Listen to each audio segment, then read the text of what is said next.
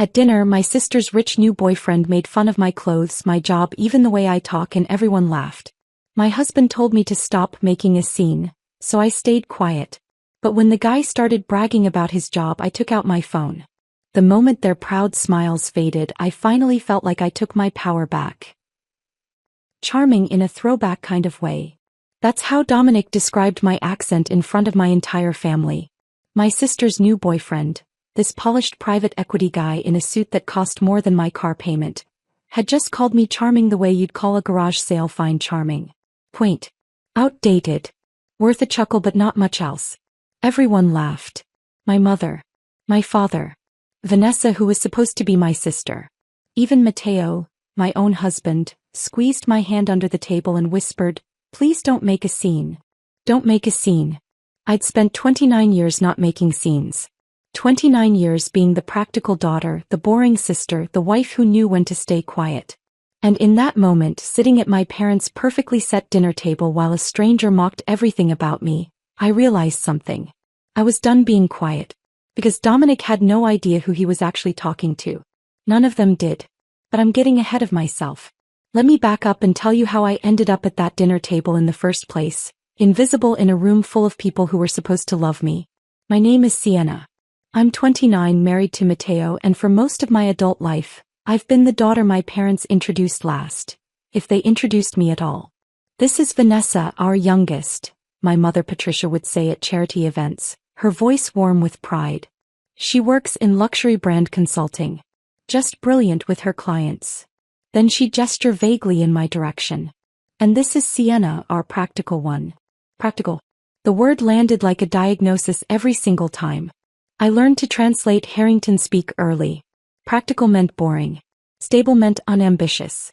Our practical one meant the daughter we don't brag about at country club brunches. My younger sister Vanessa was never practical. Vanessa was magnetic, beautiful, ambitious in all the ways that photographed well and sounded impressive in conversation. She'd been the golden child since birth. Literally. My mother had her baby pictures professionally shot and framed throughout the house like museum pieces. My baby pictures were in a box somewhere in the attic. Vanessa worked in luxury brand consulting, which as far as I could tell meant telling wealthy people how to spend their money on things they absolutely didn't need. But it came with an impressive title and clients whose names you'd recognize from magazine covers. So my parents treated her career like she'd cured a disease. I worked in HR. Or at least that's what they thought.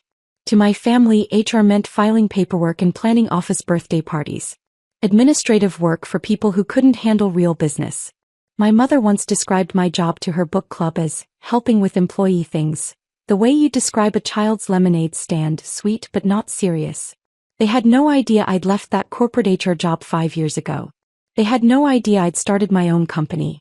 They had no idea Streamwave Solutions, my HR tech platform that helped companies manage talent acquisition without drowning in spreadsheets and unconscious bias, had hit 8 figures in revenue last year. Why would they know? They'd never asked. My mother Patricia ran our family like a Fortune 500 corporation. Every Sunday dinner was a carefully orchestrated performance. The napkins were color-coordinated with the season. The wine came from her reserve collection, which she mentioned at least twice per meal. Even casual conversations were strategic moves in an endless game of appearing successful. The house itself was a monument to achievement, or at least the appearance of it. Original artwork on the walls, purchased because the artist was someone important my mother had met at a gala. Furniture that looked expensive because it was expensive, chosen by an interior designer whose name my mother dropped regularly. Everything curated, everything intentional, everything designed to broadcast success to anyone who walked through the door. My father Robert, semi-retired from investment banking, measured people the way jewelers appraise diamonds, quickly, calculating their worth based on observable markers. Your watch. Your shoes. Your posture. The firmness of your handshake. I'd watched him size up Vanessa's boyfriends a dozen times, his eyes tracking details while his mouth made polite small talk. I'd felt him size me up too over and over, and watched him find me wanting every single time. I didn't measure up in the Harrington value system. Not because I'd failed but because I succeeded quietly in ways they couldn't brag about. I chose what they thought was a safe HR career instead of something entrepreneurial. I married Matteo, A high school history teacher with a genuine love for his students and a Midwestern earnestness that read as unsophisticated to my parents. I wore clearance rack dresses to dinners where Vanessa arrived in designer labels that cost more than my monthly mortgage. At family gatherings, my mother introduced Vanessa first, listing her accomplishments like auction items. Then she'd gesture to me with that tight smile mothers give disappointing children and say, "And this is Sienna, our practical one." The disappointment. The boring daughter. The one who'd settled. Mateo tried so hard to fit in. Every Sunday he'd put on his nicest button-down shirt, the one I'd ironed carefully that morning, and attempt conversation with my father about the economy or current events. But his teacher's salary and genuine kindness made him easy to dismiss in my parents' world. "Still shaping young minds, Mateo?" my father would ask with the exact enthusiasm someone reserves for discussing dental procedures.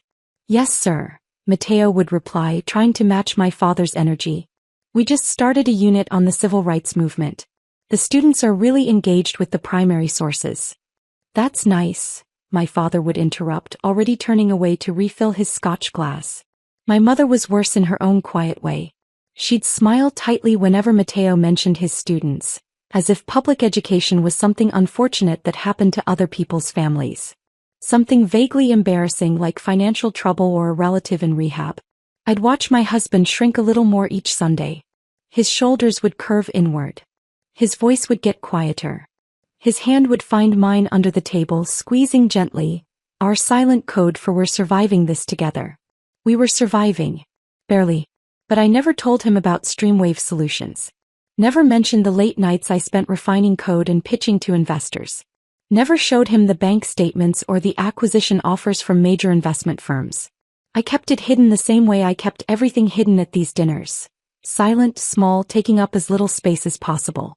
Why bother sharing success with people who'd already decided you were a failure? Vanessa cycled through boyfriends the way other people changed seasonal decorations. Every few months, a new one would appear at Sunday dinner. Polished, wealthy, impressive in exactly the ways my parents valued.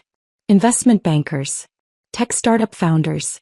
Men who used words like disruption and synergy like they were casting actual spells. My parents treated each of Vanessa's relationships like potential merger opportunities. My father would grill her boyfriends about their career trajectories and investment strategies. My mother would mentally calculate their social value, already planning which friends to introduce them to at her next charity gala. Meanwhile, my marriage to Mateo, built on actual love and partnership instead of resumes and stock portfolios, was treated like a consolation prize. "At least she's settled," my mother told her book club friend last year while I stood in her kitchen arranging cheese on a platter. She said it like I'd given up on life at 29. Like marrying a teacher and working in what she thought was corporate HR was the emotional equivalent of early retirement. I pretended not to hear. I was excellent at pretending. I pretended not to notice 1,000 other small cruelties. The way my father's eyes glazed over when I spoke. The way my mother seated me at the far end of the table during holiday dinners, positioned between elderly relatives hard of hearing and children too young for adult conversation. The way Vanessa's smallest accomplishments were celebrated with champagne while my actual achievements went completely unnoticed. But I kept a mental ledger. Every dismissal, every condescending comment, every time I was introduced as our practical one, I filed it away like receipts in a folder marked evidence of everything wrong with this family. I told myself it didn't matter. I'd risen above their shallow obsession with status and appearances. I was building something meaningful, something that actually helped people while they played their endless games of social positioning. I was lying to myself. It mattered. All of it mattered. Every slight carved a little deeper, left me a little smaller, made me question whether I was actually worth seeing or if maybe my parents were right and I really was just practical, just stable, just fundamentally unimpressive. Then Vanessa called that Sunday afternoon, and I knew immediately this boyfriend would be different. "He's not like the others," she gushed, her voice pitched high with performative excitement. "He's in private equity. Works with international portfolios. He went to Wharton." I could practically hear my mother's heart rate spike through the phone. "That sounds great," I said, folding laundry in our small apartment bedroom, only half listening. Vanessa's boyfriends were all interchangeable to me. Expensive suits wrapped around fragile egos. "Mom's already planning the entire dinner," Vanessa continued. She wants everything perfect. You're still coming Sunday, right? As if I had a choice. As if skipping Sunday dinner was ever actually an option in the Harrington family. When I told Mateo about the upcoming dinner, he sighed the way people do when facing something inevitable and unpleasant. He was grading papers at our kitchen table, red pen in hand, looking tired in that specific way teachers do in October when the school year's initial enthusiasm has worn off but winter break is still impossibly far away.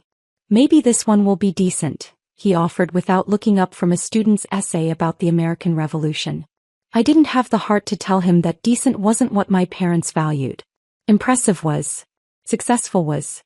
Wealthy was. Decent was just another word for practical, and we both knew how that word translated in Harrington speak. That evening, I stood in front of our bedroom closet staring at the same navy dress I'd worn to the last 3 family dinners. It was simple, appropriate, inoffensive. It was also completely invisible, exactly like me at these gatherings. I caught my reflection in the full-length mirror and barely recognized the woman staring back. When had I become so small? When had I started apologizing for my existence just by walking into a room? My phone buzzed. A text from my mother. Dinner at 6 sharp. Don't be late. And Sienna, please make an effort with your appearance. First impressions matter. I'd been having Sunday dinners with my parents for 29 years. Apparently, I still hadn't made a good first impression. Sunday arrived with the inevitability of a dental appointment. Mateo drove us to my parents' house in silence, his hands gripping the steering wheel a little too tightly. I stared out the window watching familiar neighborhoods blur past, each house bigger than the last as we got closer to the Harrington estate. That's what my mother called it. To everyone else, it was just a large house in an expensive suburb, but Patricia Harrington didn't do modesty. We pulled into the circular driveway at 5:58. 2 minutes early, which in my mother's world meant we were cutting it dangerously close. The house looked like Martha Stewart had staged an intervention. Candles flickered in every window, their warm glow carefully calculated to suggest both elegance and welcome. Classical music drifted from somewhere inside, something orchestral and expensive sounding. Even the front door wreath looked professionally arranged, autumn leaves and berries positioned with the kind of precision that suggested someone had been paid well for their time. My mother opened the door before we could knock. She was wearing her important guest pearls, the strand she reserved for impressing people who mattered. Her hair was perfect, her makeup flawless, her smile bright and completely artificial. "Darling," she said, kissing my cheek while her eyes performed a rapid full-body scan of my outfit. I watched her smile tighten microscopically when she registered the familiar navy dress. The same one. "How lovely," she said, her tone conveying the exact opposite. "Mateo, wonderful to see you." She ushered us inside with the efficiency of someone managing traffic flow at an event. The dining room table was visible from the entryway, and I could already see it was set with military precision. Crystal glasses caught the candlelight. Silverware was arranged in perfect alignment. The napkins, burgundy because autumn, were folded into some elaborate shape I couldn't identify. "Vanessa and Dominic are in the living room," my mother said, already moving in that direction. "Come meet him." We followed her into the living room and there they were.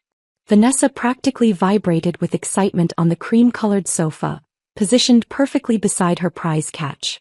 She'd worn a designer dress I recognized from her Instagram, something with a label that cost more than my monthly grocery budget. Her makeup was camera-ready, her hair styled in loose waves that had probably taken an hour to achieve but were meant to look effortless. And beside her sat Dominic Laurent.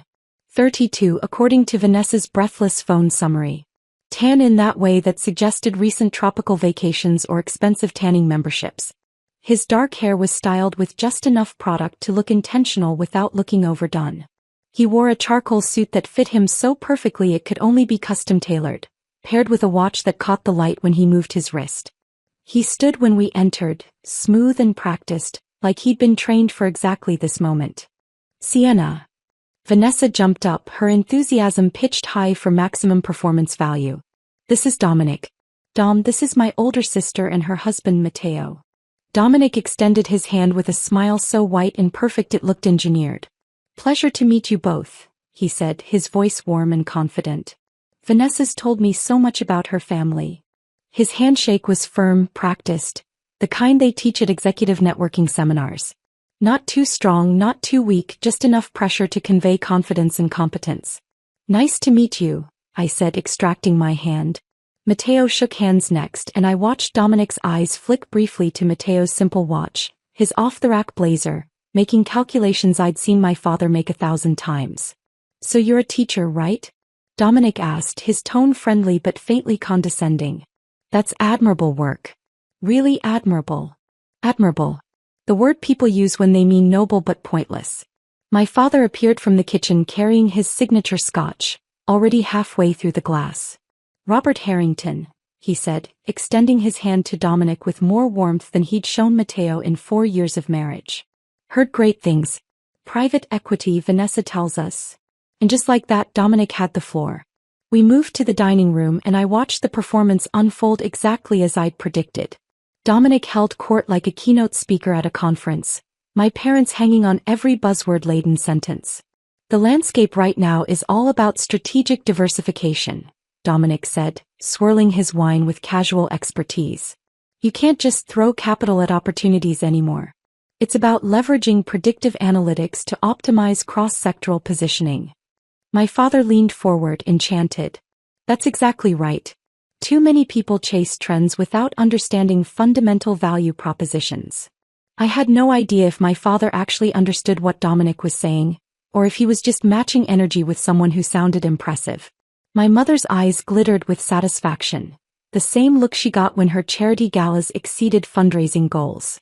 This was exactly what she wanted for Vanessa. Not love, not partnership, but this. A man who could hold his own in conversations about money and markets, who wore the right watch and had the right pedigree. Vanessa beamed beside Dominic, her hand resting possessively on his arm, her laugh a little too loud at his mediocre jokes. She was performing too, playing the role of adoring girlfriend to this impressive man, basking in the reflected glory of his apparent success. I pushed asparagus around my plate and felt Matteo's knee press against mine under the table. Our silent code. We're surviving this together. But something felt different tonight. Even Matteo seemed diminished in a way I hadn't seen before. His shoulders curved inward. His responses to questions came out quieter than usual, almost apologetic. So Matteo, my father said during a brief pause in Dominic's monologue, still teaching American history? Yes, sir, Matteo replied. We just started a unit on Reconstruction.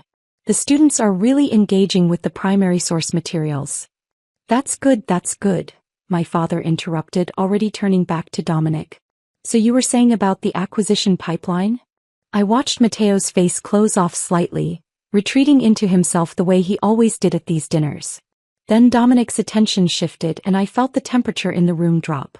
So Sienna, he said, his tone still friendly but edged with something sharper, more assessing. Vanessa mentioned you work in HR? The way he said HR made it sound like I managed a complaints department at a call center. Yes, I said, keeping my voice even and professional. I handle talent acquisition and employee relations for a tech company. Ah, tech. Dominic nodded slowly, condescendingly. Must be interesting. You know, I consult with a few tech startups on the side, mostly on the business development end. The HR side is so administrative, you know? Important work, obviously, but not exactly where the real strategy happens. I felt Matteo tense beside me. Someone has to make sure the strategists don't end up in harassment lawsuits, I said lightly. The table offered polite chuckles. That nervous, performative laughter that signals everyone knows an insult just landed but no one wants to acknowledge it. Dominic smiled wider. Touché. But seriously, have you ever thought about pivoting? You seem smart. Maybe transition into something more growth-oriented? Business operations, maybe strategic planning. Before I could respond, my mother jumped in. Sienna's always preferred stability over risk, she said, her voice warm but dismissive. She's very practical that way. There was again. Practical. The word that defined my entire existence in this family. The table murmured agreement. My father nodded like she'd made an excellent point. Vanessa smiled sympathetically, as if my career choices were a chronic condition she'd learned to accept. I felt something crack inside my chest. Small but significant, like the first fracture in a dam before the whole thing breaks. Dominic wasn't finished. Well, nothing wrong with practical, he said, though his tone suggested otherwise. But you know what they say, real success requires calculated risks. That's how wealth is actually built. He gestured vaguely at the expensive dining room, the implication clear. This is what success looks like, and you'll never achieve it by playing it safe. My father raised his glass slightly in agreement. Dominic turned his attention back to Matteo. And teaching man respect. Seriously. Teachers are heroes. Underpaid heroes, but heroes. He chuckled, shaking his head. I actually considered teaching once, you know. During my gap year before Wharton. Thought I'd do teach for America, give back to the community. But then I realized I could make more impact through capital allocation, you know? Help more people by creating jobs and economic opportunity. My father actually nodded like Dominic had just shared profound wisdom. Matteo's jaw tightened, but he said nothing. His knee pressed harder against mine under the table. The dinner continued, and Dominic's condescension grew bolder with each course. He commented on my dress during the salad course. That's a cute dress, Sienna. I love that color, so classic. Very timeless. Cute. Timeless. All code words for cheap, outdated, something you'd find at a clearance sale. Vanessa giggled. Sienna's always been more understated with fashion. Understated. Another word that meant boring. During the main course, Dominic suggested Matteo look into educational consulting. Seriously, man, you should consider it, he said, cutting into his steak with practiced precision. There's real money in it.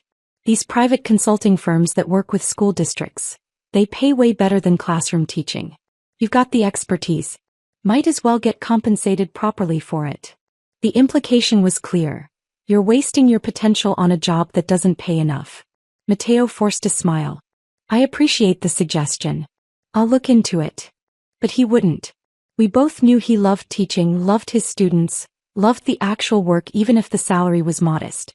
Then came the comment that finally broke something in me. We were between the main course and dessert when Dominic leaned back in his chair, relaxed and confident, and turned to me with a smile that didn't reach his eyes. You know, Sienna, I have to say, I love your accent. It's charming. Very throwback.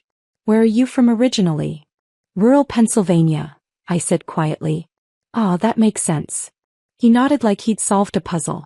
It's charming in a throwback kind of way. Very authentic. Charming. Throwback. Authentic. He just called my accent. The slight rural twang I'd never fully lost despite years of trying to soften it. Quaint and outdated. Worth a chuckle but not much else. The table laughed. My mother. My father. Vanessa. And Matteo, my husband, the man who'd promised to honor me, to stand beside me, squeezed my hand under the table and leaned close. Please don't make a scene, he whispered. 5 words that cut deeper than anything Dominic had said all night. I froze, my fork halfway to my mouth. Don't make a scene. I'd spent 29 years not making scenes. So I did what I'd always done. I smiled. Stayed quiet. Let them continue their performance while I disappeared into myself. But inside something had shifted. Dessert arrived on my mother's finest china. Individual servings of tiramisu arranged with the kind of precision that suggested she'd special ordered them from that Italian bakery downtown she loved to mention in conversations. The one where the pastry chef trained in Milan. My mother served each plate personally, a ritual she performed when she wanted to emphasize her role as the perfect hostess. She set one in front of Dominic with a warm smile, then moved around the table with decreasing enthusiasm until she reached me. Enjoy, she said to the table generally, settling back into her seat. Dominic leaned back in his chair, radiating the relaxed confidence of someone who'd won every argument simply by showing up. He dominated the entire dinner, held court for nearly 2 hours, and now he looked completely at ease, like a king surveying his kingdom. He swirled his wine, the deep red catching the candlelight, and launched into what was clearly meant to be his closing argument for why he was the most impressive person in the room. So I'm actually in the middle of this massive acquisition right now, he announced, his voice carrying that casual authority people use when they're about to brag. My firm's acquiring this mid-tier software company, Stream something. Can't remember the exact name off the top of my head. My fork stopped halfway to my mouth. It's a decent logistics platform, he continued, completely oblivious. Nothing revolutionary but solid fundamentals. We're planning to gut the existing structure, bring in new leadership, restructure the tech stack, and flip it for triple the valuation. Classic value extraction play. He said it so casually, like he was discussing weekend golf plans, completely unaware that he was describing my company. My company. Streamwave Solutions. The platform I'd built from absolutely nothing 5 years ago when I'd left a toxic corporate HR job and risked everything. Our savings, our stability, my reputation, to create something meaningful. Something that actually helped people. The company that had consumed my nights and weekends for half a decade. The one I'd coded myself in the beginning, sitting at our kitchen table at 2 a.m. because I couldn't afford to hire developers yet. The one that had nearly bankrupted us twice before it finally gained traction. The company that hit 8 figures in revenue last year. And this fraud sitting across from me couldn't even remember its name. That sounds incredibly complex, my mother cooed, her eyes bright with admiration. How do you manage all the moving pieces? Dominic waved his hand dismissively, false modesty practically radiating off him. It's what I do. You develop instincts for these things after enough deals. Knowing which companies have hidden value, understanding market positioning, seeing opportunities other people miss. My father leaned forward, eager to demonstrate his own financial acumen. What's the timeline on something like that? 6 months? A year? We're targeting close in 90 days, Dominic said confidently. Fast execution is key in these situations. You don't want competitors sniffing around once word gets out. Vanessa gazed at him like he just invented currency. That's so impressive, babe. I can't believe you're working on something that big. I sat there, my fork trembling slightly in my hand, feeling a rage so pure and cold it sharpened every thought in my head to crystal clarity. Because I knew, absolutely, unquestionably knew, that Dominic Laurent had zero connection to the actual acquisition team at Apex Capital Partners. I'd sat through every single meeting with Apex. 5 months of negotiations, presentations, due diligence sessions. I'd reviewed every document, every contract draft, every organizational chart. I'd shaken hands with the managing directors, the legal team, the financial analysts. I knew the names of their assistants. I knew which partner took her coffee black and which one had a daughter starting college in the fall. Dominic's name had never appeared once. Not in emails. Not in presentations. Not in the legal paperwork. Not in casual conversation. Not anywhere. He was lying. Completely, entirely, brazenly lying. Using my company, my work, my sacrifice, my success, as a prop to impress my family. And they were believing him. Eating it up like starving people at a feast, asking follow-up questions, nodding approvingly, treating him like the successful one while I sat invisible at the other end of the table. The daughter who'd never amounted to anything was actually the CEO he was pretending to have power over. The irony was so sharp it could draw blood. The key, Dominic continued, warming to his subject, is understanding that mid-tier companies like this one don't know their own value. They're usually run by people who stumbled into success. Right place, right time, but no real business sophistication. Our job is to professionalize the operation and unlock the real potential. People who stumbled into success. I'd worked 16-hour days for 2 years straight to build Streamwave. I'd taught myself advanced coding. I'd pitched to 47 investors before finally getting funded. I'd personally handled customer support calls at midnight because we couldn't afford to hire anyone yet. But sure, I'd stumbled into it. My mother sighed contentedly. It's wonderful to see young people with such drive and vision. Don't you think so, Robert? Absolutely, my father agreed, raising his glass slightly toward Dominic. This is exactly the kind of strategic thinking that separates successful people from everyone else. I felt something inside me snap. Not loudly. Not dramatically. Just a clean break, like a bone finally giving way under pressure it was never meant to bear. I set down my fork carefully, deliberately, the way you handle something fragile and dangerous. Matteo glanced at me nervously. He knew my expressions well enough to sense the shift, even if he didn't understand what was causing it yet. I pulled out my phone slowly, ignoring his questioning look. My hands felt steadier than they had in years as I navigated to my email and opened the folder labeled Apex Acquisition. 5 months of correspondence, all meticulously organized. Team rosters. Organizational charts. Meeting notes. Legal documents. Everything I needed. Dominic, I said, my voice cutting through his monologue like a knife through silk. The table went quiet. Everyone turned to look at me, surprised to hear me speak with such clarity, such purpose. Dominic blinked, clearly not expecting to be interrupted. A flicker of irritation crossed his face before he smoothed it back into politeness. "What firm did you say you work for?" I asked, my tone conversational, almost friendly. He straightened slightly, probably thinking I was finally engaging with his brilliance. "Apex Capital Partners." "Why do you ask?" "And you're leading the Streamwave acquisition?" "That's right." His confidence was already returning, that smug certainty that he could talk his way through anything. "Why, do you know someone there?" I smiled. Not the tight, performative smile I'd worn for 4 years of Sunday dinners. Not the polite mask I put on to keep peace. This was something else entirely. Something sharp and true and finally free. "Something like that," I said softly. I turned my phone screen toward him, holding it steady so everyone at the table could see if they leaned forward. The email was open, pulled up to the acquisition team roster.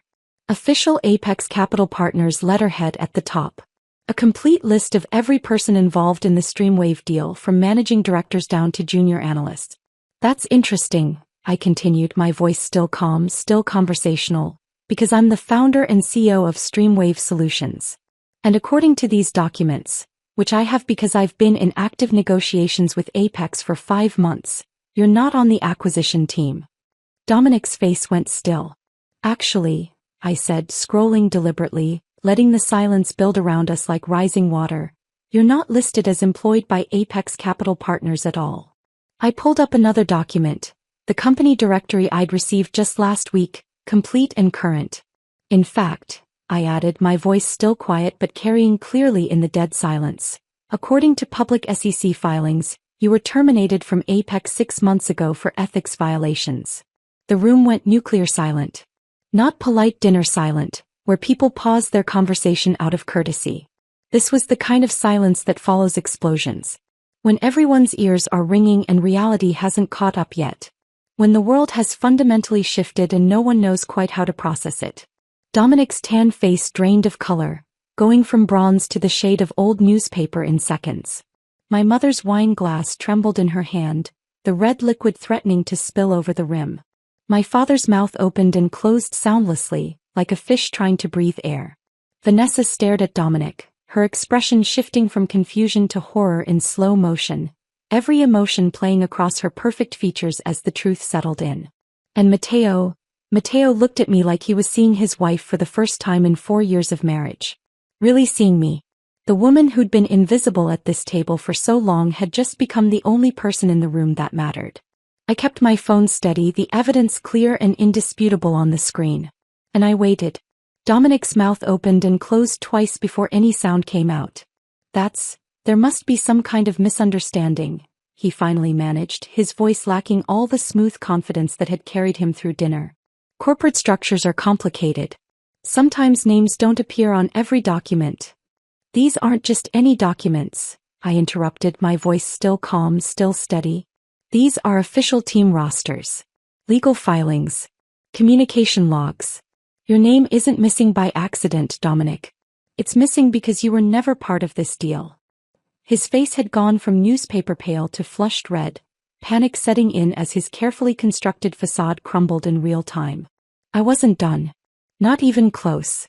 My fingers moved across my phone screen with absolute certainty, pulling up another file. The adrenaline flooding my system should have made my hands shake, but instead they felt steadier than they had in years.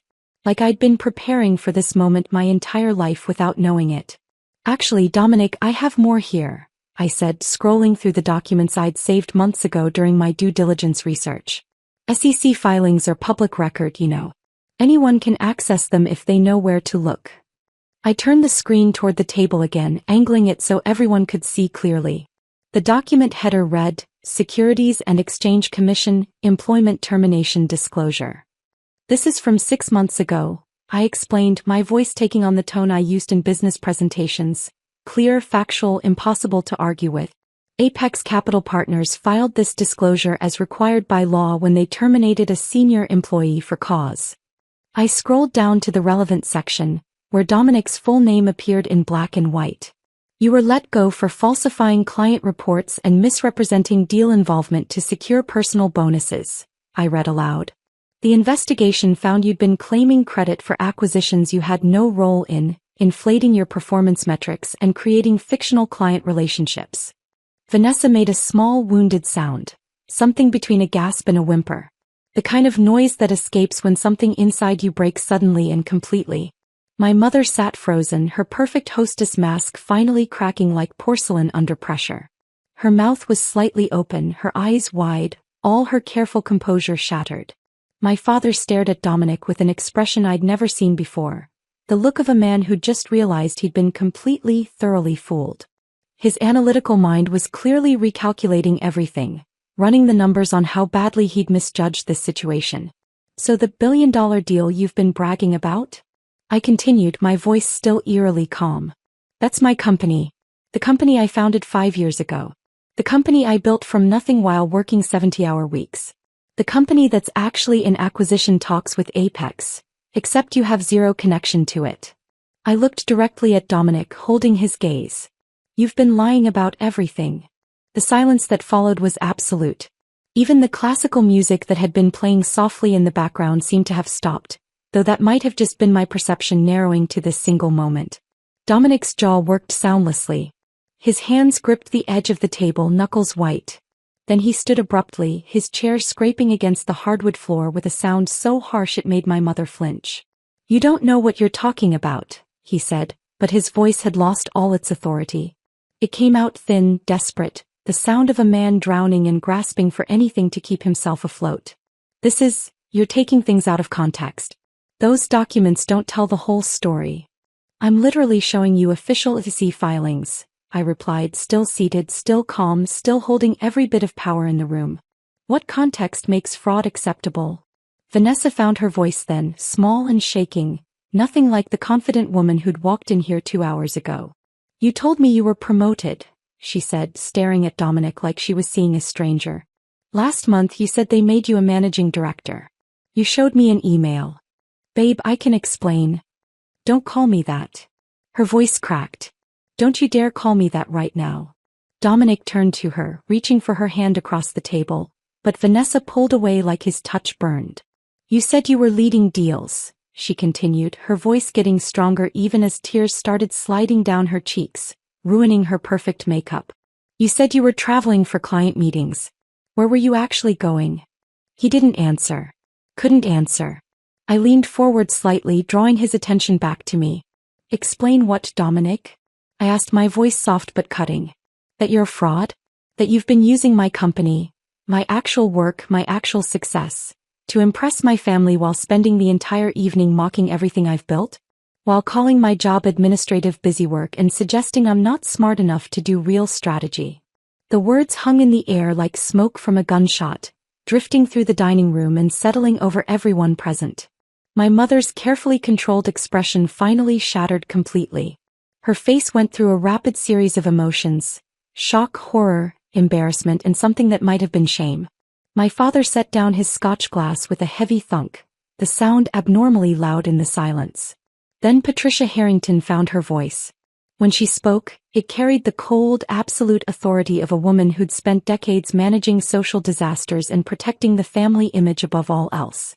This was her domain, and someone had violated it in the worst possible way. Get out of my house.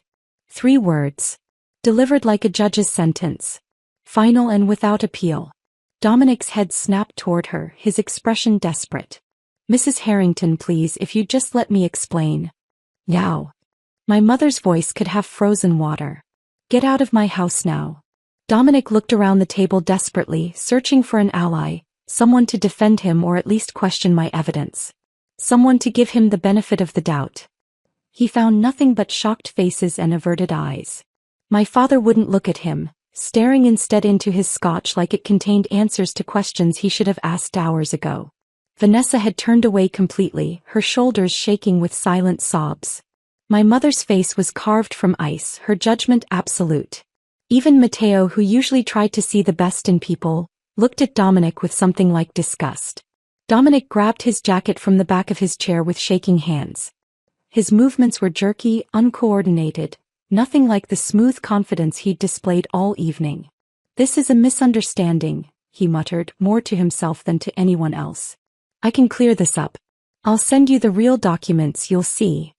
Leave, my mother repeated, standing now, her full height and presence commanding the room. And don't contact my daughter again. Any of my daughters. Dominic looked at Vanessa one last time, his expression pleading, but she wouldn't turn around. He walked to the front door, his footsteps echoing through the suddenly too quiet house. The door opened, closed.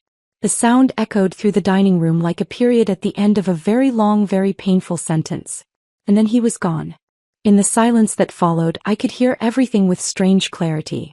The ticking of my mother's antique clock in the hallway. The soft sound of Vanessa crying. My father's heavy breathing. The blood rushing in my own ears. My mother sank back into her chair slowly, moving like someone much older than she was. Her hands were folded on the table in front of her, gripping each other so tightly her knuckles had gone white. My father poured himself another scotch with mechanical precision, his movements automatic like a man going through familiar motions while his brain rebooted everything he thought he knew. Vanessa's tears were quiet but steady, the kind of crying you do when you realize you've been publicly humiliated. When you've been thoroughly fooled and everyone witnessed it. And Matteo sat beside me, his presence suddenly different than it had been all night. His hand found mine under the table, not the warning squeeze from earlier but something else. Something that felt like support. Like awe. Like he was finally actually seeing me. His eyes were wide, his expression a mixture of shock and what looked like fear. Not fear of me but fear of how wrong he'd been.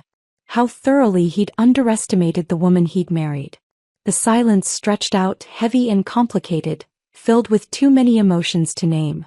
Finally my mother spoke, her voice barely above a whisper, stripped of all its usual authority and control. Why didn't you tell us? I looked at her directly, meeting her eyes for maybe the first time in years without immediately looking away. About your company, she continued, her voice shaking slightly. About any of this. About who you really are. The question hung in the air between us, loaded with years of assumptions and dismissals and casual cruelties. I could have said so many things. I could have listed every time they'd talked over me, every accomplishment they'd ignored, every moment they'd introduced me as our practical one, while celebrating Vanessa's smallest achievements. But I didn't. Instead I said simply, you never asked. The truth of it settled over the table like ash after a fire. Soft and gray and impossible to brush away. They'd never asked because they'd never thought to ask. Never imagined I could be anything more than what they'd decided I was. Practical, boring, safe, small, settled, disappointing. The daughter who didn't quite measure up. Except I'd measured up just fine. They'd just been using the wrong ruler. The silence after those words, you never asked, felt like it had physical weight pressing down on everyone at the table. Vanessa was the first to move. She pushed back her chair with a scraping sound that broke the stillness, stood without looking at any of us and walked toward the stairs. I watched her go, her movements stiff and mechanical like someone in shock trying to remember how their body worked. Her footsteps on the stairs were heavy, deliberate. Then came the sound of her old bedroom door closing. Not slamming, just closing with a finality that somehow felt worse than anger would have. A moment later I could hear the muffled sounds of crying through the ceiling. Soft at first, then louder, the kind of crying that comes when you finally stop trying to hold it together. My mother stood abruptly, her chair scraping back. She began clearing plates with sharp, angry movements that had nothing to do with actual cleaning and everything to do with needing something, anything, to do with her hands. Silverware clattered against china with jarring loudness. A fork fell to the floor and she left it there, moving to the next plate with jerky, aggressive efficiency. My father sat completely motionless, still staring into his scotch glass like it held answers to questions he hadn't known existed an hour ago. His face had gone slack, all the usual analytical sharpness replaced with something that looked like genuine confusion. Matteo finally spoke, his voice low and uncertain. We should probably go. He said it gently, like someone trying not to startle a wounded animal. His hand was still holding mine under the table, but the grip felt different now. Less supportive, more desperate, like he was anchoring himself to something familiar while everything else shifted around him. My mother stopped mid-motion, a dessert plate suspended in her hands. She stood frozen like that for a long moment, staring at the half-eaten tiramisu, before setting it down carefully on the sideboard. Wait, she said. Something in her voice was different. Smaller.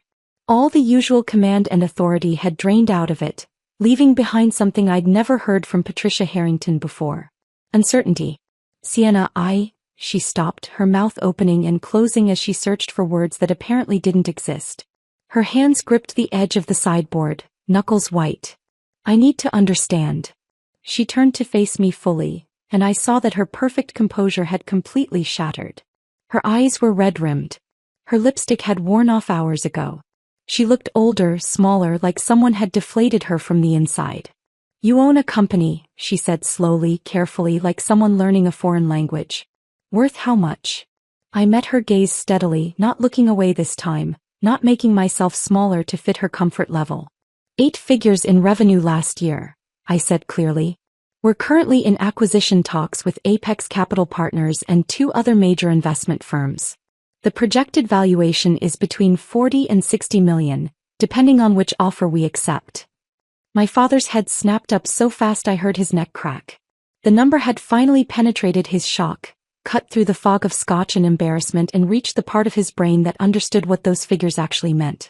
60 million, he repeated, his voice hoarse. You built a $60 million company. Built and currently run, I confirmed. I have 43 employees across 3 offices. We serve over 200 corporate clients. Last quarter we expanded into the European market. My mother lowered herself slowly back into her chair, like her legs had stopped working properly. And we never knew, she whispered. No, I agreed. You never knew. Matteo's hand tightened on mine and I turned to look at him. His face had gone pale, his eyes wide with an expression I couldn't quite read. Shock definitely. But something else underneath it, something that looked uncomfortably like fear. We should go, he said again, quieter this time. Let your family process this. But he wasn't thinking about my family. I could see it in the way he wouldn't quite meet my eyes, the way his free hand kept rubbing his knee, a nervous habit he had when something made him deeply uncomfortable. He was the one who needed to process. Can we talk? I asked him quietly. Privately. He nodded, looking relieved to have an excuse to move, to do something other than sit in this room filled with the wreckage of assumptions. We stood and I followed him into the hallway, away from my parents who remained frozen in the dining room like figures in a painting of a disaster. Matteo walked until we were near the front door, far enough that our voices wouldn't carry clearly back to the dining room. He turned to face me and for the first time in our 4 years of marriage I saw him look at me like I was a stranger. You own an 8-figure company, he said slowly, testing the words like they might be lies. You're in talks to sell it for $60 million. Yes. And you never told me. This time it wasn't a question. It was an accusation wrapped in confusion. I looked at him, really looked at the man I'd married. The high school history teacher who loved his students and graded papers at our kitchen table and made terrible jokes about the Constitutional Convention. The man who'd promised to honor me, to support me, to be my partner in everything. The man who'd whispered, please don't make a scene, while a stranger mocked everything about me. Would you have believed me? I asked quietly. If I'd told you 2 years ago or a year ago or even 6 months ago, would you have believed me? Or would you have thought I was exaggerating or gotten lucky, or somehow stumbled into success the way Dominic described? He flinched and I had my answer. Sienna. I'm tired, Matteo. The words came out heavier than I intended, weighted with 4 years of shrinking myself, of playing small, of apologizing for existing in spaces that were supposed to celebrate me. I'm so tired of being the disappointing daughter. Tired of being the boring sister. Tired of being the wife who needs to behave and not make scenes.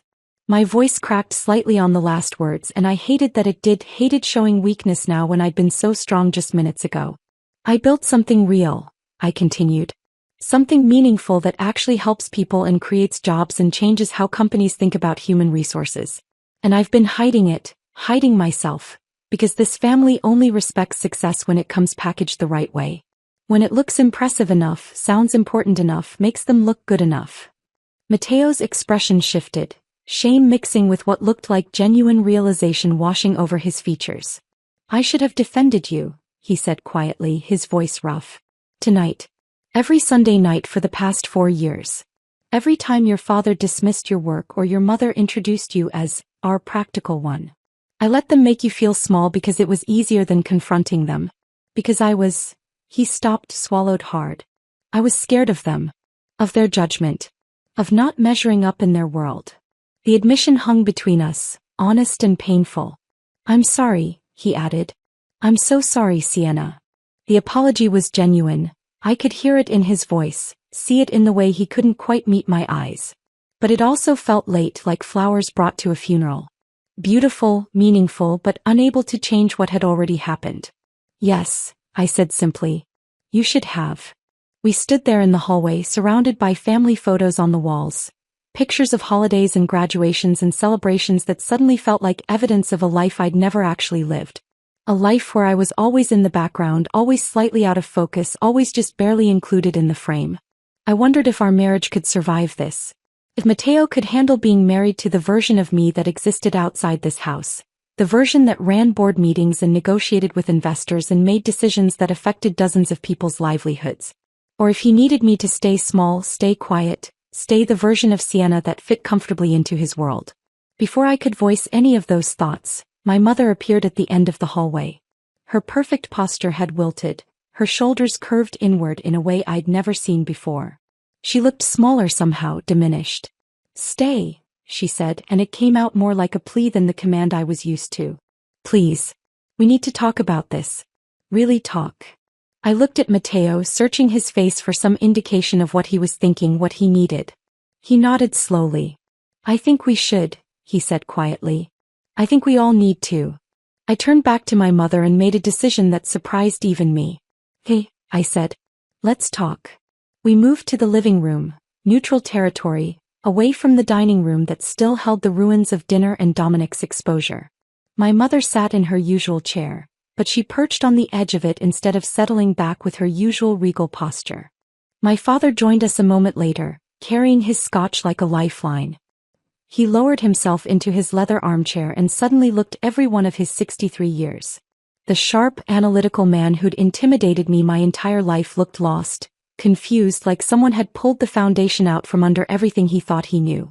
I sat on the couch, Mateo beside me but not touching me, a careful space maintained between us. For a long moment no one spoke. Then Vanessa appeared at the top of the stairs. Her eyes were red and swollen, mascara smudged down her cheeks, all her careful beauty routine destroyed by tears.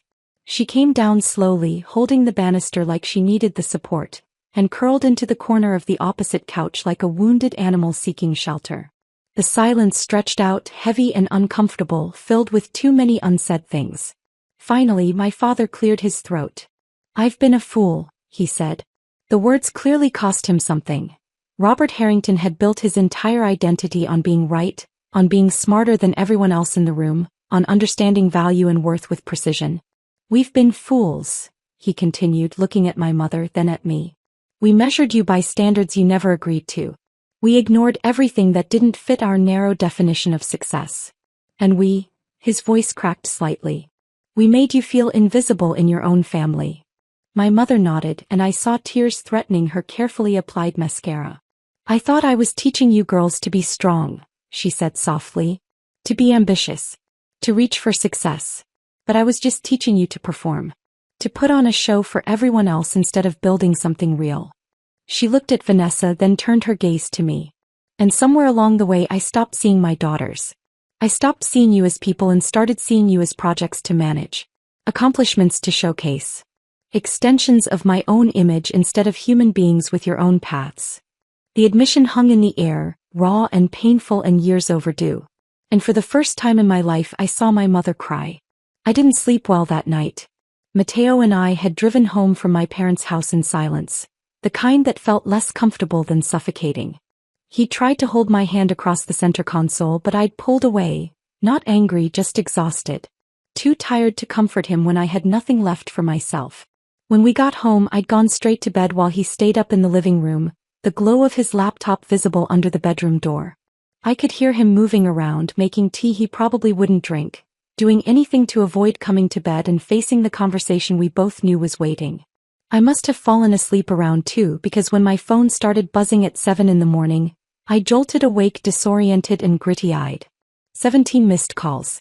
I blinked at the screen, my brain still foggy with sleep, trying to understand why my phone looked like someone had died.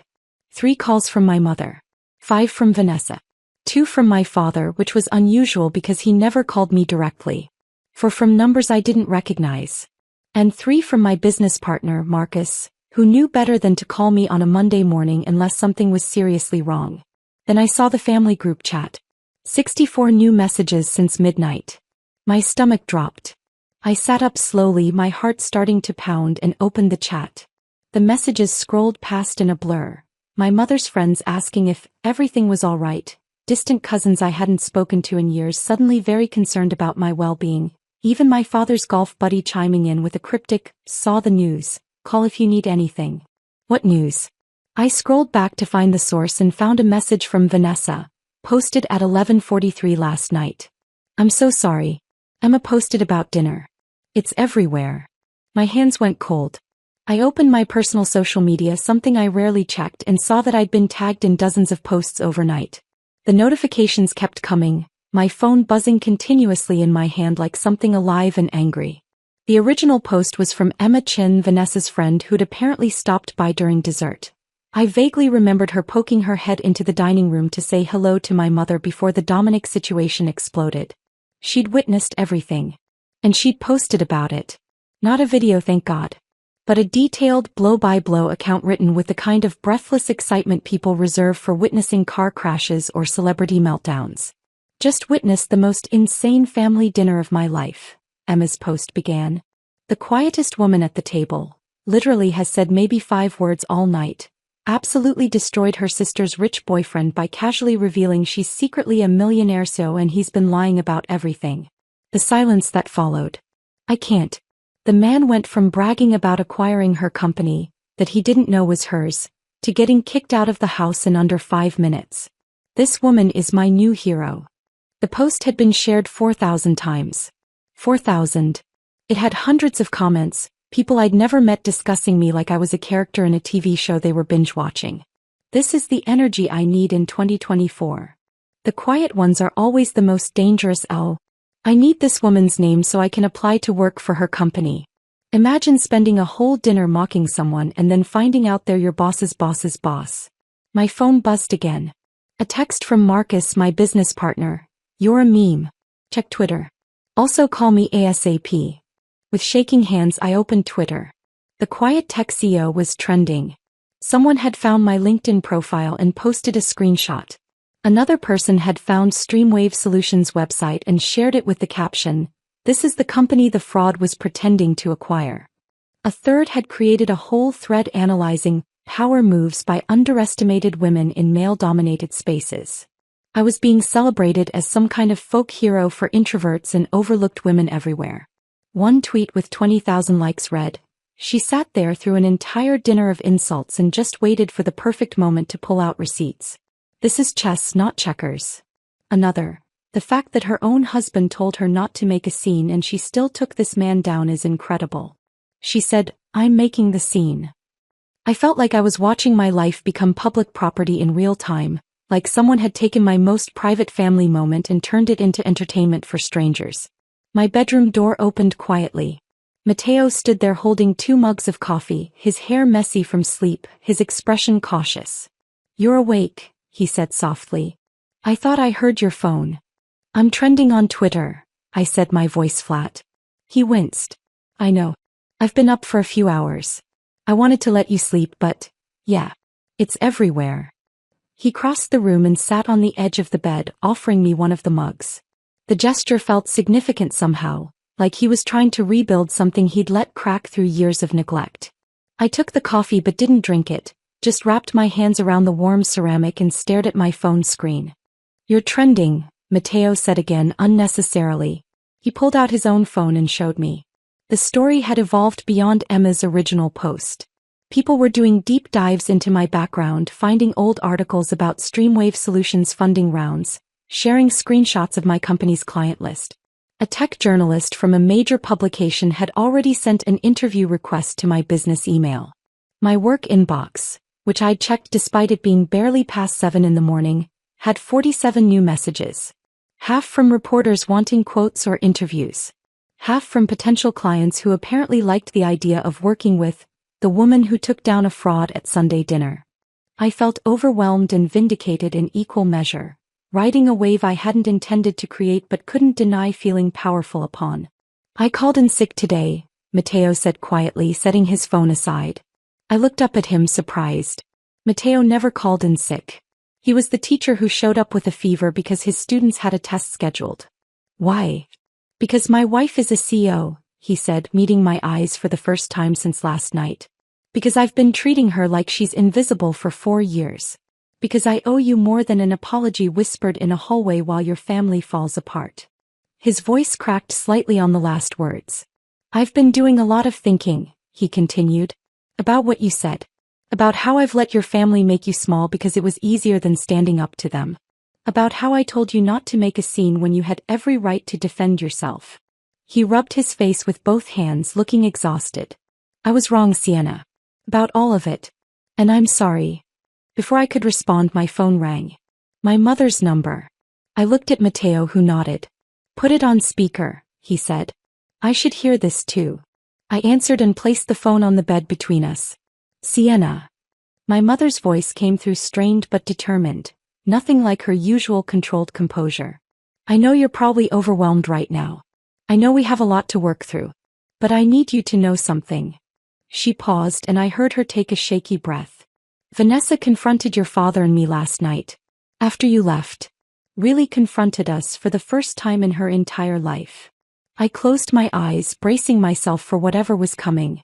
She said we'd created a family where only certain kinds of success mattered, my mother continued, her voice getting thicker. Where she felt constant pressure to date impressive men and have an impressive career just to earn our approval. She said she's been performing for us her whole life and she's exhausted. I heard my mother's breath hitch. She said watching you finally speak up gave her permission to do the same. She said if you could stand up to Dominic and to us after years of being dismissed, then she could too. There was a pause and I heard muffled conversation in the background. My father's voice, though I couldn't make out the words. Your father wants me to tell you something, my mother said. He says, her voice cracked completely. He says he's proud of you. That he's always been proud, he just didn't know how to show it. That he measured everything by the wrong standards and he's sorry. I felt tears prick my eyes despite myself. We're sorry, Sienna, my mother whispered. For all of it.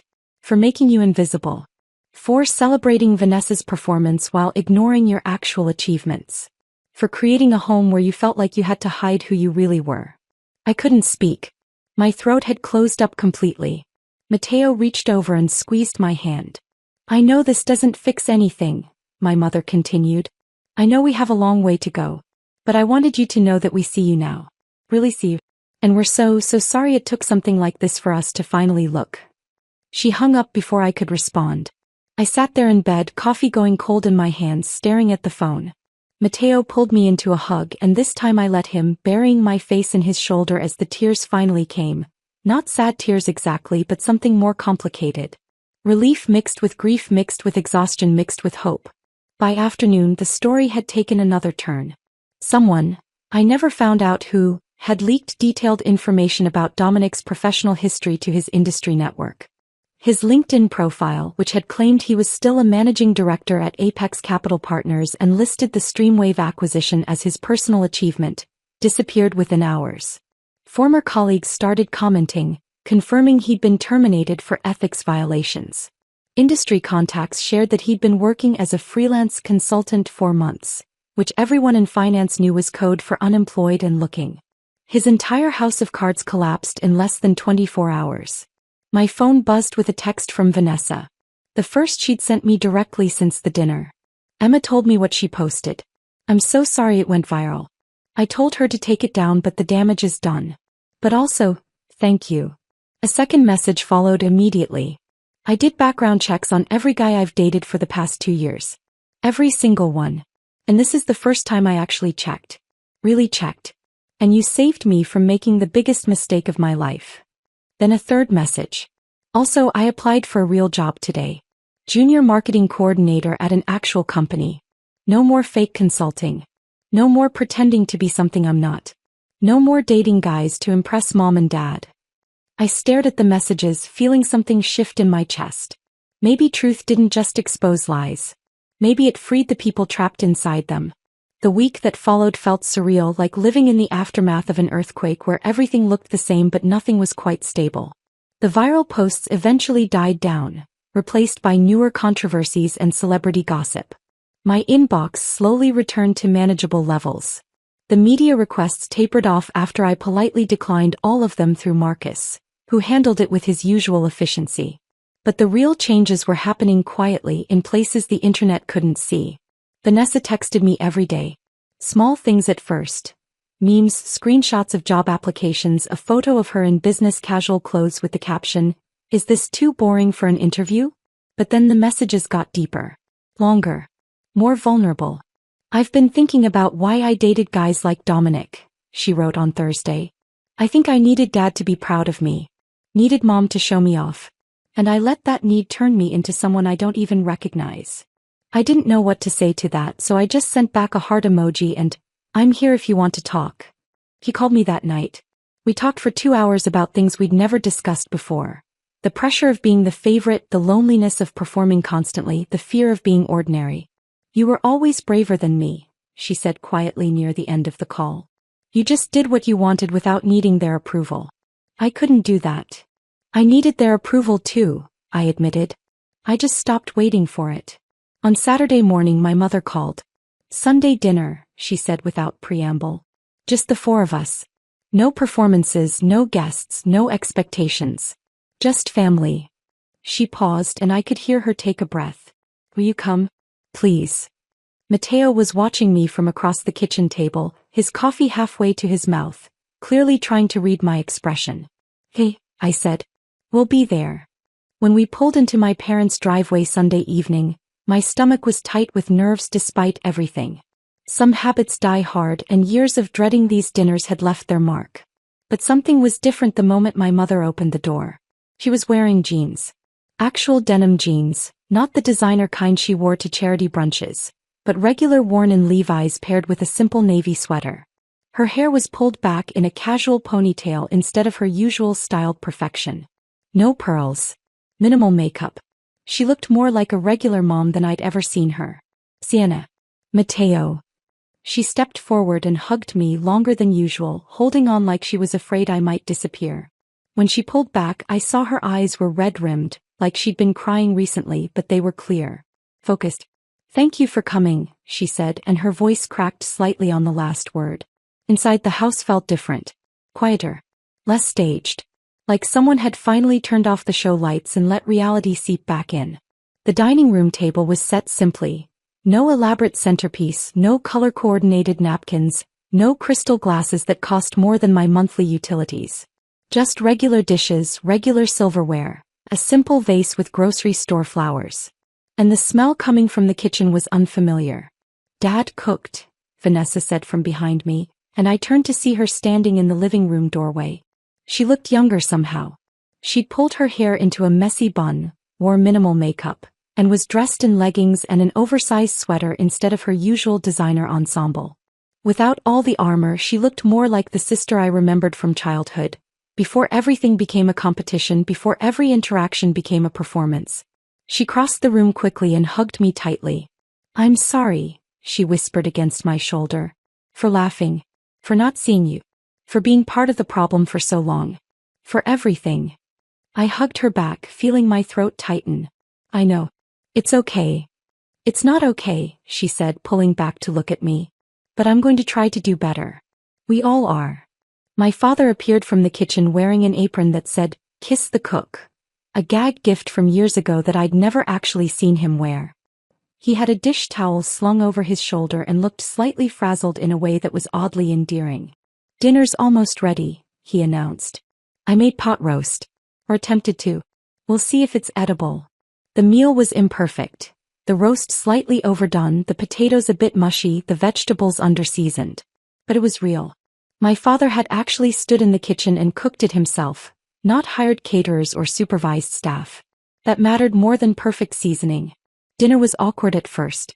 Years of dysfunction don't evaporate over pot roast, and we all seemed acutely aware of the invisible weight sitting at the table with us. All the things unsaid for so long, all the hurt that had accumulated, all the patterns we were trying to break. But slowly, tentatively we started talking. Not performing. Not competing. Just talking. My father asked about Streamwave Solutions, and this time it wasn't polite small talk. He asked real questions. About the technology, about the business model, about the challenges I'd faced scaling the company. He listened to my answers with genuine curiosity, asked follow-up questions that showed he was actually trying to understand. How did you handle the funding rounds? He asked. That must have been intense, especially starting from nothing. I found myself explaining the early days, the 47 rejections before we finally got funded, the nights I'd spent perfecting pitch decks while working full-time to keep the lights on. My father listened intently, nodding. That took real courage, he said quietly. More than I had at your age. My mother asked Matteo about his students, and this time she didn't have that tight smile. She actually engaged with his stories, laughed at the funny parts, asked genuine questions about his teaching philosophy. There's this kid in my third period, Matteo said, warming to his subject the way he always did when talking about his students. Came in convinced he hated history. Thought it was all dead people and memorizing dates. But we've been doing this project where they research their own family histories, and he discovered his great-grandfather was part of the Tuskegee Airmen. That's wonderful, my mother said, and she actually meant it. What a gift to help kids connect with their own stories. Vanessa shared about the job she'd applied for, junior marketing coordinator at a mid-size firm, nothing glamorous or impressive by our family's old standards, but real and stable and honest. I'm terrified, she admitted, pushing food around her plate.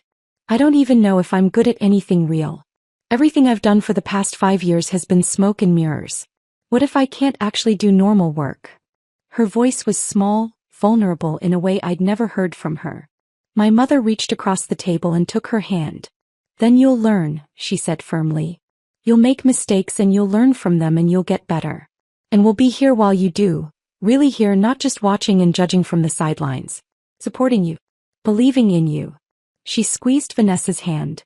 Not performing for us, she added quietly. Just being you. Vanessa's eyes filled with tears and she nodded. After dinner, my father asked me to step outside with him. We moved to the back patio, the evening air cool and quiet, carrying the scent of autumn leaves and distant wood smoke. He stood at the railing, hands in his pockets, staring out at the yard. The landscaping lights had come on automatically, casting everything in soft amber. I owe you more than an apology, he said finally, not looking at me. More than just saying I'm sorry and hoping that fixes things. He turned to face me and I saw how uncomfortable he was with this kind of emotional honesty. It would have been funny if it wasn't so sad. This man who'd commanded boardrooms and negotiated million-dollar deals, struggling to tell his daughter how he felt. I measured your worth by standards I didn't even believe in, he continued. I built my whole life around wealth and status and appearances. And then I forced those metrics onto my daughters without ever asking what you actually wanted. What would make you happy? His voice was rough, strained. You built something meaningful, Sienna. You took risks I was too afraid to take. You succeeded by actually helping people, not just moving money around. And he stopped, swallowed hard. I mocked you for it. Dismissed it. Made you feel small because I didn't understand it. Because it didn't fit into my narrow definition of success. I could see how much the admission cost him. I'm proud of you, he said, his voice cracking. So incredibly proud. I should have said that years ago. Should have celebrated what you were building instead of comparing you to some imaginary standard that didn't even matter.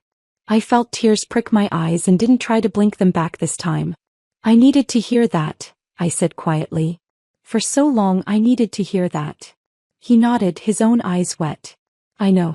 And I'm sorry I made you wait. We stood there in comfortable silence as the evening darkened around us, and for the first time in my entire life, I felt truly seen by my father. Before Matteo and I left, my mother pressed a small envelope into my hand. Read this when you get home, she said. Please. In the car I opened it carefully. Inside was a letter. 3 pages of my mother's precise handwriting, the same script that had addressed 1,000 charity gala invitations and thank you notes. But this was different. Dear Sienna, it began. I've started this letter a dozen times and deleted it a dozen times trying to find the right words. But I've realized there are no right words for what I need to say. There's just the truth. The letter went on for 3 pages, unflinching and honest in a way I'd never seen from my mother. She admitted to years of emotional manipulation disguised as high standards. Apologized for creating a home where love felt conditional on performance. Acknowledged that she'd spent so long controlling how the family looked that she'd forgotten to see who we actually were. "I've started therapy," she wrote near the end. "I'm trying to understand why I needed everyone to be perfect instead of just letting them be real. Why I measured my worth as a mother by how impressive my daughters appeared instead of how happy they were." The last paragraph was simple. "I don't expect forgiveness immediately. I just want you to know I'm trying to change. That I see the damage I've done and I'm committed to doing better. You deserved better from me. You always did." She'd signed it simply, "Mom." I folded the letter carefully and slipped it into my purse. "That's a start," I said quietly to myself. "Not a resolution. Not a fairy tale ending where everything was suddenly perfect. But a genuine beginning." Mateo reached over and took my hand as we drove home through the quiet streets. "Your family's actually trying," he said, and he sounded surprised. "Yeah," I agreed, lacing my fingers through his. "So are we." 3 months passed like pages turning in a book I was still learning to read. The acquisition closed in early December, finalized with signatures and handshakes and champagne in a conference room that overlooked the city. I'd negotiated to stay on as CEO through the transition period and beyond, maintaining control of the company's direction while gaining the resources to scale faster than I'd ever imagined possible. Marcus had hugged me after the final signing, whispering, "You did it. You actually did it." And I had. On a cold January morning, I stood in my corner office at Streamwave Solutions, newly renovated, twice the size of my old space, looking out over the city skyline. Snow was falling lightly, dusting the buildings in white, and I tried to recognize the woman reflected faintly in the glass. She looked taller somehow. More solid. Less like someone apologizing for taking up space. The viral story had faded from the internet's collective memory, replaced by newer scandals and fresher content. But it had left ripples in its wake. Unexpected opportunities that kept appearing like gifts I hadn't asked for but was learning to accept. Speaking invitations from women's business organizations. Mentorship requests from young entrepreneurs who saw themselves in my story. Messages from strangers who felt invisible in their own families, thanking me for showing them it was possible to speak up. A business magazine had reached out last month wanting to do a profile. The quiet CEO who became an unlikely voice for the underestimated. I'd hesitated, my instinct still to stay small, stay private, stay invisible. But then I'd remembered that dinner. That moment when I'd finally stopped shrinking. And I'd said yes. Not because I wanted fame or attention. But because I'd learned that staying silent didn't protect you. It just made you smaller. And maybe my story could help someone else find their voice sooner than I'd found mine. My assistant, Claire, knocked gently on the open door. "Your sister's here for lunch," she said with a smile. "Thanks. Send her in." Vanessa appeared a moment later, bundled in a winter coat, her cheeks pink from the cold. She'd cut her hair shorter, wore less makeup, dressed in business casual instead of designer labels. She looked more real somehow. More herself. "Hey," she said, crossing the office to hug me. "Sorry I'm late. The subway was a nightmare." "You took the subway?" I raised an eyebrow. The old Vanessa would have taken an Uber and expensed it to our parents. She laughed. "I'm on a budget now. Real job, real salary, real life. It's shockingly humbling." We'd started meeting for lunch every week after that first Sunday dinner, slowly rebuilding a relationship we'd never really had. Learning each other as adults instead of competitors. Discovering we actually liked each other when we weren't performing for an audience. I ordered sandwiches from the cafe downstairs, and we settled into the chairs by the window, the city spread out below us. "So how's the job?" I asked, unwrapping my turkey sandwich. Vanessa's face lit up in a way I'd never seen before. Genuine excitement, not the performative enthusiasm she used to display. "It's good. Really good, actually. I mean, I'm terrible at it sometimes," she admitted, laughing. "Last week I completely messed up a client presentation because I forgot to save the final version. Had to present the draft with typos and missing graphics. It was mortifying." "What happened?" "My boss helped me fix it and we rescheduled. And then she sat me down and gave me actual constructive feedback instead of just firing me or making me feel worthless." Vanessa shook her head, still seeming amazed by this. "And you know what's weird? I actually care about getting better. Like I went home and practiced my presentation skills. Watched YouTube tutorials. Asked for extra training. She paused, picking at her napkin. I spent so long performing for mom and dad that I forgot what it felt like to just be, she said quietly. To fail and try again without an audience judging whether I'm impressive enough. To work on something because I want to improve, not because I need to prove my worth. I understood completely. We'd both been performing different roles our entire lives. Her as the golden child, me as the disappointment. But we'd both been equally trapped in the script our parents had written. I'm glad you're finding yourself, I said. The real you. She smiled, but it was tinged with sadness. I'm 27. Feels late to be figuring out who I actually am. Better late than never. I guess. She took a bite of her sandwich, chewed thoughtfully. Mom asked if we'd both come to dinner next Sunday. Together, I mean. She's been cooking herself now. No catering, no elaborate themes. Just food and conversation. I nodded. I'll be there. Sunday dinners had become something different over the past 3 months. Smaller, quieter, more honest. My parents were trying, genuinely trying, to build something real instead of something impressive. It wasn't perfect. Years of dysfunction didn't disappear overnight. There were still awkward moments, stilted conversations, old patterns trying to reassert themselves. But they were trying. We all were. Family wasn't fixed overnight, but we were building something real from the ruins of what we'd pretended to be. That evening, Mateo and I sat on our apartment balcony despite the cold, bundled in blankets, watching the sun set over the city. The sky was painted in shades of orange and pink and deep purple, the kind of sunset that makes you believe in beauty even when everything else feels complicated. He'd been different these past 3 months. More present. More attentive. Actively working to see me, really see me, instead of the version of me that was easier to manage or ignore. We'd started couples therapy in November. Once a week, sitting in a small office with a kind woman named Dr. Martinez, working through years of unspoken resentments and unmet needs. It was hard work. Painful sometimes, but necessary. I'm proud of you, Mateo said quietly, breaking the comfortable silence. I turned to look at him. For what? Not for the company or the money or any of that, he said, meeting my eyes. I'm proud that you stopped making yourself small for people who should have celebrated you from the beginning. He took my hand, lacing our fingers together. Including me, he added, his voice rough. Especially me. I should have seen you. Should have defended you.